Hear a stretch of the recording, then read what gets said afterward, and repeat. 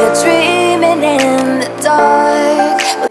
Hey guys, welcome back. So of course I'm starting by priming my skin, and today I'm using the Nivea Post Shave Balm and the Smashbox Photofinish Primer. This one is in the green tone. It will help cancel out redness. I'm working it in the T-zone area, which will fill in any visible pores. And then to prep my eyelids, I'm using the MAC Pro Longwear Concealer and working this in with my Beauty Blender. This will just cancel out any redness and prime for eyeshadow. I'm using the Kat Von D Shade Light Eye Palette and taking this cream shade and just tapping this over the base to set it and make sure our next shadows will go on nice and smooth. Now I'm taking this lighter gray shade and working this into the upper crease area with a fluffier brush. And I did go back a few times with this color just to really build the color up. Now I'm taking this darker gray shade from the same palette, working this into the eye socket area directly into the crease. I'm using a denser natural hair brush and keeping with a more circular shape, just darkening up the crease. Next, I'm taking the Lorac Pro 2 palette with the cool gray shade and working this right on top just to help blend out that darker shade. I was in a rush in this video, so I had to do a few things to help blend. And I took that same cool shade and just tapped that right onto the lid using a flat brush. Now I'm taking this clean blending brush and just basically blowing out the shades that are already on there and pulling them up closer to the brow bone. I love this particular brush. I will leave the information in the description.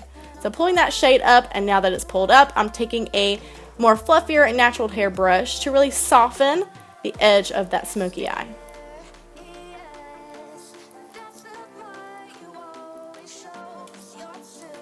Now for our lime green pop of color, I'm using the Lime Crime eyeliner. This is in the shade Citrus. I don't know. I had lots of issues with this liner. It did crack a lot. I'm not sure if I used too much. I did have to go over a couple times just to make it as opaque as I want it to be, since we're going over a darker shade, but I had lots of issues with cracking, as you will see. I also do make a lot of expressions, and maybe that messed it up, but I mean, most people probably want to make expressions. So for my foundation, I'm using the L'Oreal Infallible Pro Matte Foundation and mixing that with my Cover FX Custom Infusion Drops.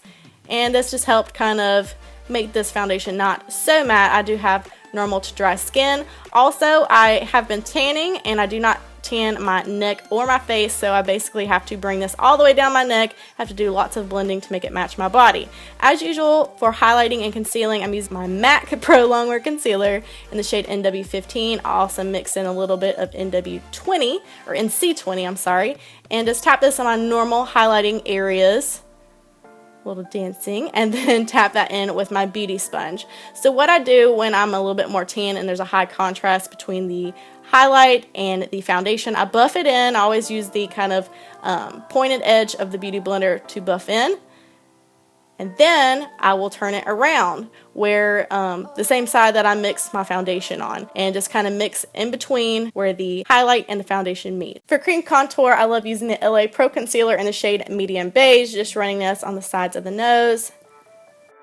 I added a little bit concealer in the middle again just to add that brightness. And then I'll buff it in with my beauty sponge on the back side just like we did before.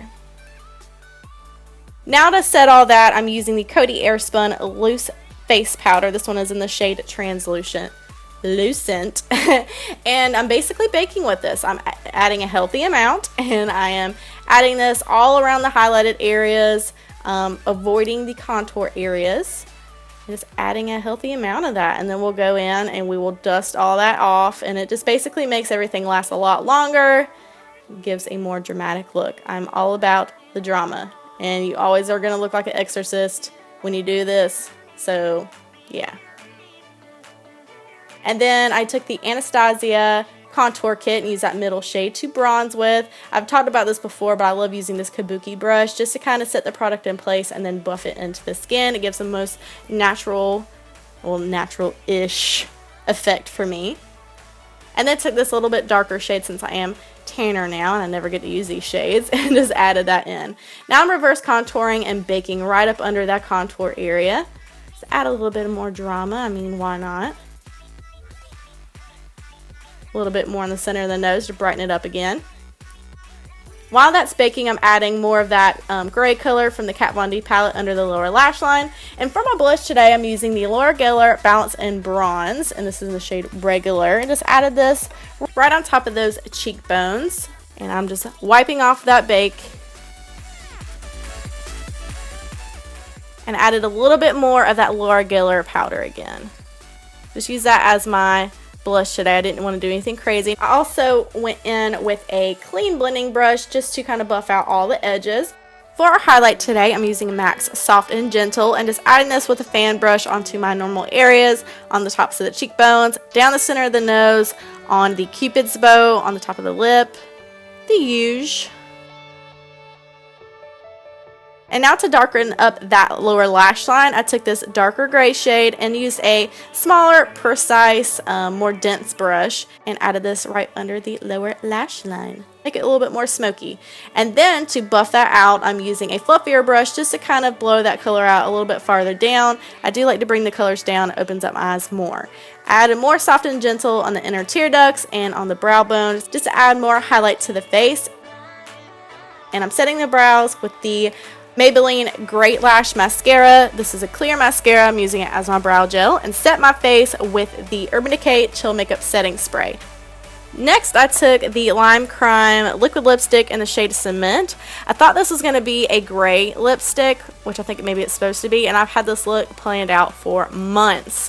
When I put it on and it started to dry, it actually turned like kind of like a teal color. But I ended up leaving it because I thought it was really interesting and cool, and I knew I would never like come up with this color combo myself, so I left it, and I love the way it turned out. I hope you guys liked it too. Leave me a comment, subscribe, and I'll see you in my next video. Bye guys. I promise you like it, I swear.